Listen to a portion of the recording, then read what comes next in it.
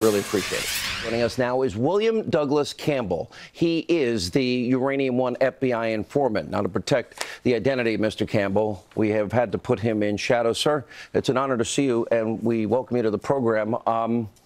You have worked as a operative, if I can use that term, for multiple agencies.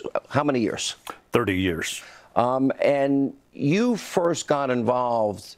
You were within a Putin-Russian operation within the United States since 2009, correct? Actually, earlier than that. My work, when I was handed over to the FBI, started in 2005, and I was under, ultimately, formal contract and an associate partner with the Russian government and its senior Russian nuclear leadership, who worked directly and indirectly by appointment of Putin. Yeah. So when you say handed over, you're talking about 30 years you've served your country. Would it be fair to say in dangerous situations at times? Yes, sir, you could say that. Life-threatening, maybe? You could say that. So at some point, Mr. Campbell, your life's at risk. You see Russians have infiltrated the United States of America. They're living within America. And at some point, you became aware that Russia wanted to get a foothold in the uranium industry and that they were going to look at this conglomeration known, what we now know as Uranium One, and that deal was going to give them that foothold if, in fact, it was approved by 9 government agencies. Yes, sir. There was no question about it. Yeah. And the FBI knew that? The Bureau knew it. The Uranium One position was a part of a long-term strategy, a 4-tier strategy by the Russians. Did these Russian criminals, Putin operatives, when Hillary was Secretary of State, Barack Obama's the president, and again, you're there when they first get into office, did they express any specific Clinton strategy, how to get her on board, or did they express any Obama strategy? This was a criminal investigation of people that I had reported. And yes, the Russians and the United States conspirators I was working with stated the Clintons were implicated.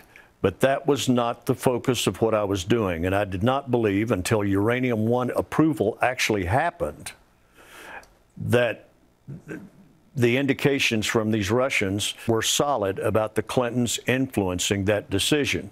Were they telling you that they had confidence that Clinton would sign off on this deal? Absolute confidence. Did they have confidence that Obama would sign off on this deal? They were quite sure that Obama and the administration, who they had deemed and labeled as being very weak multiple times, would respond favorably. You're a patriotic American. You're risking your life. I got to imagine that hearing that your country is weak and your president and secretary of state are weak, I would feel bad for my country, if you will. Mr. Hannity, I reacted to it, and I challenged my FBI handlers as to why the hell all the work done monitoring the successful Russian strategy that I'd been reporting since 2005, 2006, had fallen by the wayside, and CFIUS approval had been allowed to succeed. What did they say to you? What was their possible there's no reason, I can't expect any reasonable explanation as to why America would hand over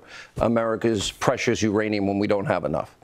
The agents that were senior agents that have families, I might add, that were accountable to, at that time, Robert Mueller, who was the FBI director, who was overseeing my entire operation, looked at me and conveyed to me frustration and said, "Ask your politics."